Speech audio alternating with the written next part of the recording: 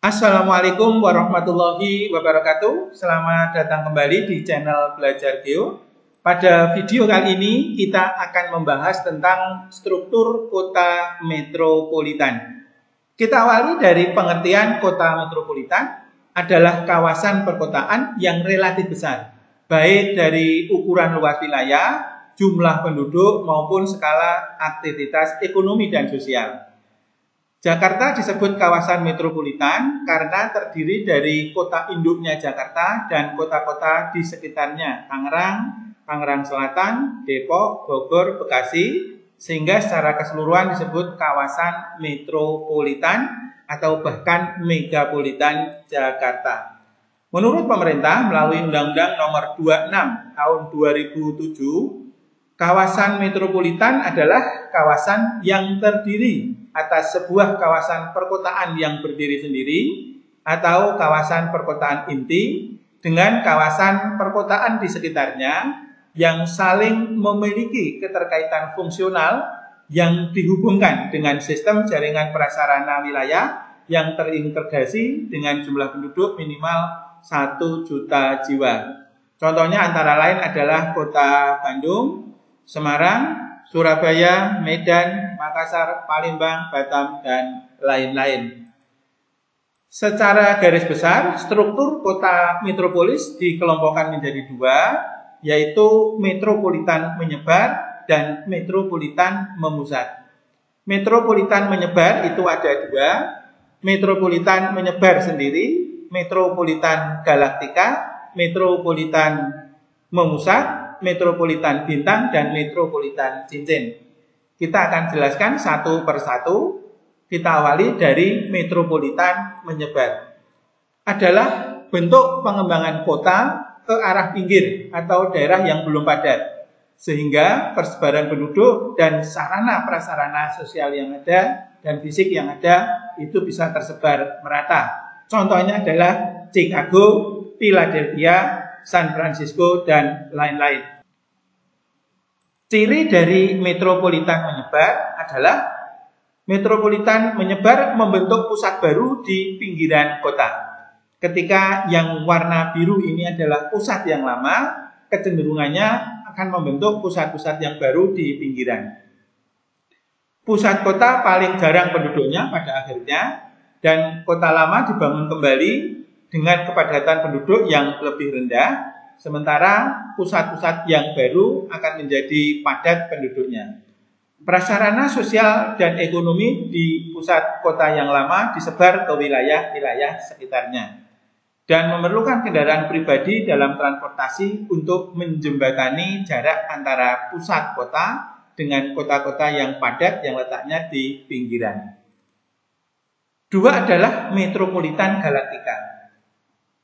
Adalah bentuk kota yang tersusun dari kota-kota kecil yang padat dan dipisahkan oleh kawasan pertanian yang tidak berpenghuni.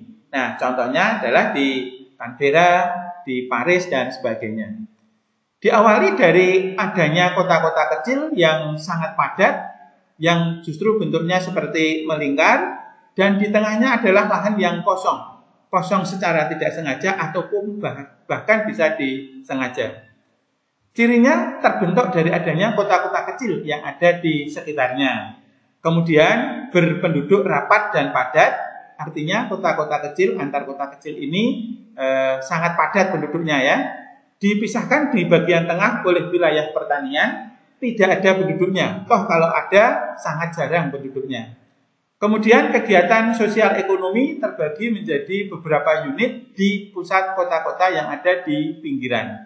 Dan arus lalu lintas menyebar tetapi akan memusat menuju ke pusat. Maksudnya bahwa pada akhirnya antar kota di pinggiran ini akan saling menghubungkan dengan jalan dan akhirnya wilayah di simpul jalan tengah ini akan menjadi pusat kota yang baru yang lama-lama akan menjadi sangat besar. Contohnya adalah kota yang sudah dirancang berdiri, yaitu ibu kota Australia, Canberra, dan juga kota Paris di Perancis. Tiga adalah metropolitan memusat. Adalah bentuk kota yang memiliki kegiatan sosial tinggi, sosial ekonomi ya tentunya ya tinggi, dengan kepadatan penduduk yang juga tinggi, dan itu memusat di pusat kota atau di satu wilayah. Dan ini pada umumnya terdapat di negara-negara berkembang. Cirinya, kegiatan sosial ekonomi dan pemukiman sangat tinggi dan berada di pusat kota. Dicermati sekali lagi gambarnya, karena biasa keluar dalam bentuk gambar. Banyak apartemen dan rumah susun di tengah kota karena kecenderungan penduduk tidak mau jauh-jauh dari tempat kerja. Memerlukan model transportasi khusus karena terlalu padat sekali. Transportasi umum menjadi lebih diperlukan dan kota-kota yang maju malah dominan.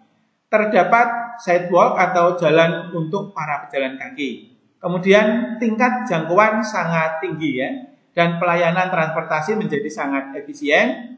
Kota menjadi tempat berkumpulnya penduduk pada siang hari atau pada tempat-tempat titik-titik di mana mereka bekerja. Metropolitan memusat bisa kita ambilkan contoh di kota-kota seperti di negara-negara berkembang, Manila, kalau di Indonesia ya Solo, Jogja bisa dikatakan memusat, kemudian Jakarta walaupun tidak sempurna memusatnya. Yang keempat adalah metropolitan bintang, dicermati pemaknanya dan gambarnya. Adalah bentuk kota yang memiliki inti utama, ini intinya, dengan kepadatan penduduk yang tersebar seperti pola bintang. Dan penduduknya kemudian menyebar ke berbagai penjuru dengan membentuk lidah-lidah memanjang atau julur-julur yang memanjang.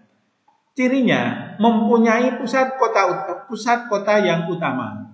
Dua, memiliki bagian kota yang linier atau lengan-lengan yang menjulur panjang.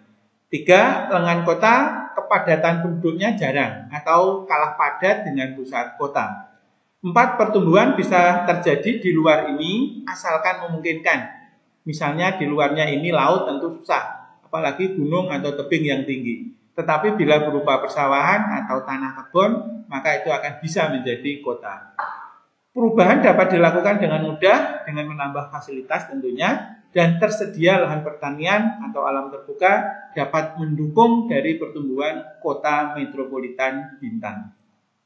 Yang terakhir adalah, ini ya lanjutannya, yang terakhir adalah metropolitan cincin. Adalah struktur kota yang penduduknya jarang di tengah, atau daerah inti ini tidak ada penduduknya, tetapi dikelilingi di daerah sekitar yang melingkar seperti ini dengan kepadatan yang tinggi. Baik nanti antar kota atau di tengah ini dilewati ataupun tidak. Bila karena kondisi alam misalnya danau tidak mungkin dilewati. Tapi kalau dataran rendah masih bisa dilewati. Contohnya adalah kota-kota di Belanda seperti ini adalah Amsterdam, Rotterdam, Haarlem, dan Utrecht. Cirinya kawasan inti atau tengah kota itu malah jarang penduduknya. Bisa menjadi kawasan yang bisa dikembangkan akhirnya berpenduduk, atau bisa tetap dibiarkan menjadi taman kota, atau kalau memang danau dibiarkan. Pinggiran kota atau kota kecil sekitarnya menjadi sangat padat penduduknya, dan jaringan transportasi berbentuk cincin ditambah dengan jalan penghubung ke pusat kota. Itulah tadi struktur kota metropolitan yang kita sampaikan. Ada 5 struktur kota metropolitan. Terima kasih atas perhatiannya. Assalamualaikum warahmatullahi wabarakatuh.